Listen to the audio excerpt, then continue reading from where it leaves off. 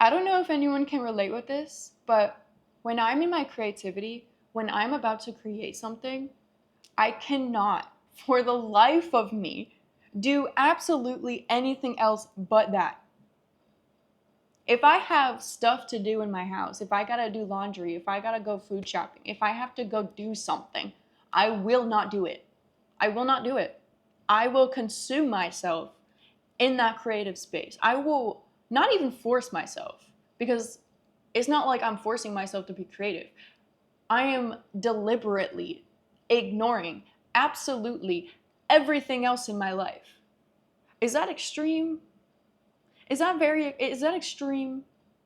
Because I honestly believe any real successful creative people in this world work just like that. Like on the extremist side, like the most extreme type of creative person.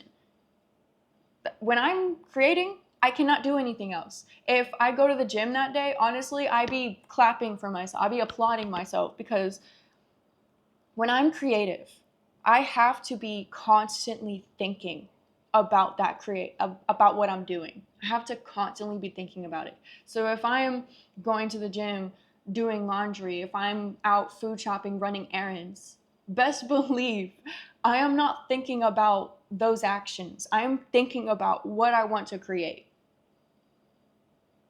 So it's very like not productive. You know, it's not productive, but when you get the outcome, when you get that creative outcome, it's worth it because it's worth more than everything that you could have done in that day. It makes you so satisfied at the end that it was worth the stress. It was worth the ignoring of your problems, right? I want to know if other people feel this way. Truly. I truly want to know the creative process of other people. My creative process is so sporadic, but it works for me. It works. Like I've learned to live with my sporadic creative process. It doesn't make sense to everyone. And quite honestly, it could stress people out because I will literally not do anything just to spend hours, hours on creating, hours. Like, I will not even talk to anyone. Is this too extreme or should there be a balance? I tell myself that people of real intelligence, people that are geniuses, think the same way. And it's not even that I have attention issues. I don't believe I have ADD or ADHD.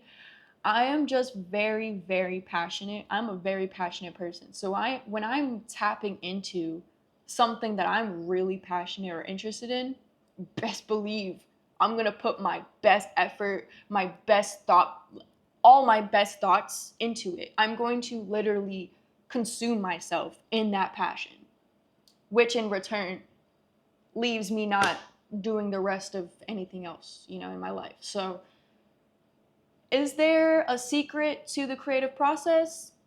I don't think so. Absolutely not. I think it just has to do with how you grasp it, how you can manage it. If you can manage being creative while also doing all your errands, good for you. Good for you, bro. Like, applaud. But there's a lot of people that cannot do that. And if you are one of those people, I see you. I see you. And I am one of those people. I am one of those people that have to spend a whole day of creation and not do anything else. At the end of that day, I am literally kicked up on the couch like, whew, what a day of work. Gotta go food shopping tomorrow. Like, you literally procrastinate all the most important things, but you leave the most important, your creative process, for, the whole day. And I said in one of my videos, it's a very old video, but I am a professional procrastinator, okay? I will literally leave it to the last second, but when it's that last second, I'm gonna put my extra, extra, extra effort. And I'm going to really make sure it is the best I can do in the time I have. I don't know how else to say it, but procrastinating, it can help you, but it can also ruin you. So you got to really learn to balance that with yourself. So really just wanted to make this video so that other people don't feel crazy, other people feel seen, because there's more content creators now more than ever. Like every year there's more people trying to create content, more people trying to be an influencer, more people just trying to be creative, and I believe everyone has a sense of creativity, but there's definitely a spectrum. There is a spectrum, and I think I'm on the more extreme side of this spectrum. I am very extreme when it comes to organization, OCD. Like I'm very obsessive when it comes to my creativity. I'm obsessive. I will drop everything just to do it. So, if you are one of those people, I see you. You're not the only one. And if anything, flaunt it, embrace it, because that is the reason why you'll ever get creativity. Like, that is the only reason why you'll be able to get the outcome you want. If you are a perfectionist like me, you understand how long it takes to really get what you want, how to really create what you want. Being a perfectionist, it can help you, but it can also detriment you. You don't want to be played by your own procrastination. You don't want to be played by you being too perfect or wanting to be too perfect.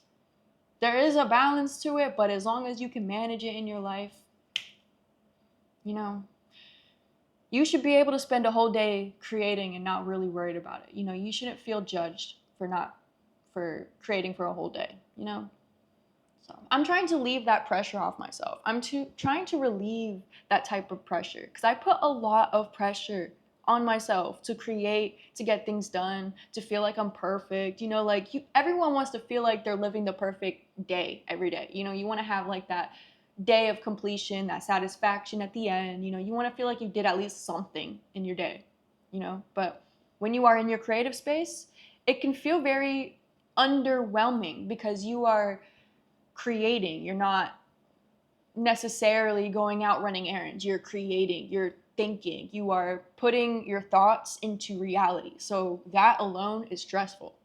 And it's okay to be underwhelmed by it. It's okay to be obsessed over it because you want it to be perfect. It's okay. And when you get to that point of creating so much, you learn to just live with it. You learn to live with, I do need to do my laundry, but it'll get done. It'll get done.